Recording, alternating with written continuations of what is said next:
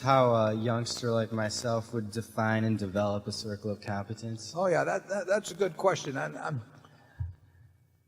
I would say this: if you have doubts about something being in your circle of competence, it isn't. I mean, in other words, I would look down the lists of businesses, and I will bet you that you can. I mean, you can understand a Coke bottler, you can understand the Coca-Cola company, you can understand McDonald's, you can understand in a general way General Motors. You may not be able to value it, but there are all kinds of business. You can certainly understand Walmart. That doesn't mean whether you decide whether the price, what the price should be, but you understand Walmart. You can understand Costco. And if you get to something that your friend is buying or that everybody says a lot of money's going to be made in, you're not sure whether you understand it or not, you don't. I mean, and it's better to be well within the circle than to be trying to tiptoe along the line. And you'll find plenty of things within the circle. I mean, it's not terrible to have a small circle of competence. I'd say my circle of competence is pretty small, but it's big enough. I can find a few things. And when somebody calls me with a Larson Jewel, that is within my circle of competence. I hadn't even thought about it before, but I know it's within it. I mean, I can evaluate a business like that. And if I get called, I got called the other day on a very large finance company. I understand what they do, but I don't understand everything that's going on within it, and I don't understand whether I can continually fund it, on a basis independent from using Berkshire's credit and so on. So even though I could understand every individual transaction they did, I don't regard the whole enterprise or the operation of it necessarily as being within my circle of competence. Charlie? Yeah, I think that if you have competence, you almost automatically have a feeling of where the edge of the competence is. Because after all, it wouldn't be much of a competence if you didn't know its boundary. And so I think you've asked a question that almost answers itself. And my guess is you do know what you're in all kinds of areas. And you do have all kinds of other areas where you know you'd be over your depth. I mean, you're not trying to play chess against Bobby Fischer or do stunts on the high trapeze if you've had no training for it. My guess is you know pretty well where the boundaries of your competence lies, and I think you also probably know pretty well where you want to stretch the boundary. And you've got to stretch the boundary by working at it, including practice. So that was Berkshire Hathaway's 2002 shareholder meeting, and that was Charlie Munger and Warren Buffett both talking about one of the most important principles that we need to get a grasp on, which is understanding a business. Now, understanding the business seems really obvious. The fact that you need to understand what you own seems so obvious, but so many people actually don't, and they just think that they can buy into any stock and it'll go up in price. Now, don't get me wrong, in the short term, they can just buy straight into a stock and it might go up 20-30% just off the off chance.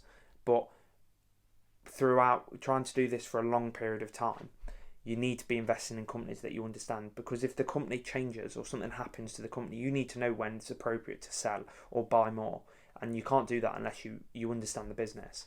Now, most mutual funds arguably don't understand all the businesses they own, because they might own 200, 300, 400 companies, and it's not possible to understand deeply every single company that they own, because they've got far too many of them, and they don't have enough time to track each one and understand what's happening with each one every quarter or every year, because they've got so many that they can't simply understand all the companies that they own.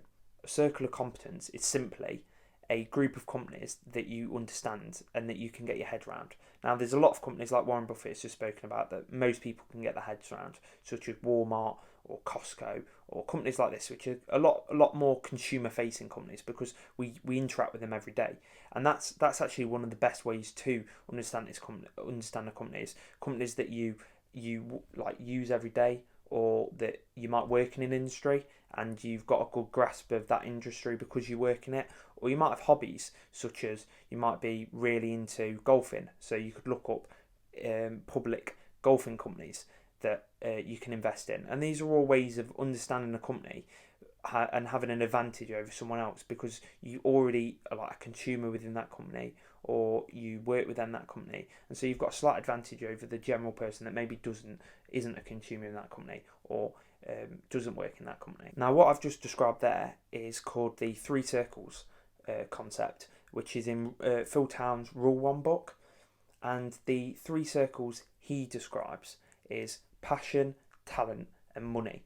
So you can see passion as your hobbies, talent is where you work, money is what you spend your money on, what you're a consumer of. So most people are a consumer of Amazon.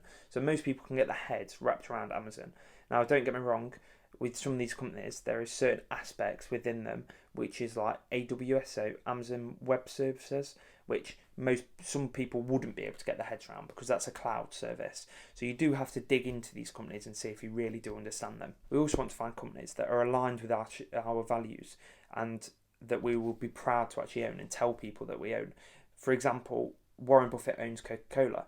Now, a lot of people wouldn't be willing to buy Coca-Cola because of the health effects that it has on people, and it can cause like child obesity, and a lot of other things that are just not healthy for people. So a lot of people, that doesn't align with their values, and they wouldn't personally consume Coca-Cola, and they don't think it's right for other people to. Another example of this is like tobacco companies. I personally decide not to invest in tobacco companies because I don't like the values that holds. I don't like the fact that I'm making money out of other people dying or having negative health effects from a company. So that's just personally a company I wouldn't invest in. But for other people, their values are very different, and what they care about are very different. So they might be willing to invest into these sort of companies. And everyone's circle of competence, their group of companies that they can get their head around, is different.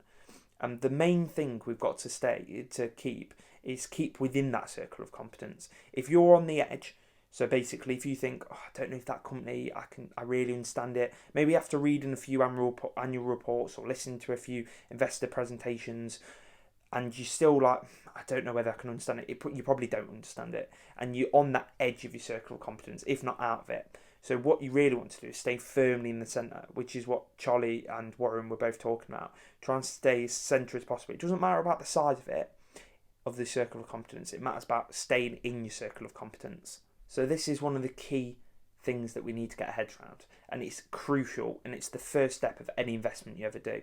You might get a tip from someone that this company is going to go up and it's amazing, and they understand it and they think it's amazing. They've done a valuation on it, but if you don't understand it, you can't possibly come up with an accurate valuation for that company, and you can't project into the future, the next 10 years, the next 5 years, how that company is going to do. So straight away, you don't even bother trying to understand more, because you know you can't understand it. Yeah. Eventually, over time, as you get older, you come in contact with different businesses and you start to understand different industries, and your circle will slowly grow, but you want to stay firmly in the centre of it. So remembering this is the first step that we need to do when we're investing. So if you've liked this video and you find it helpful, please give it a thumbs up, and also drop a comment down below telling me what else you would like to see. And also hit that subscribe button if you want to see more videos like this. And bye.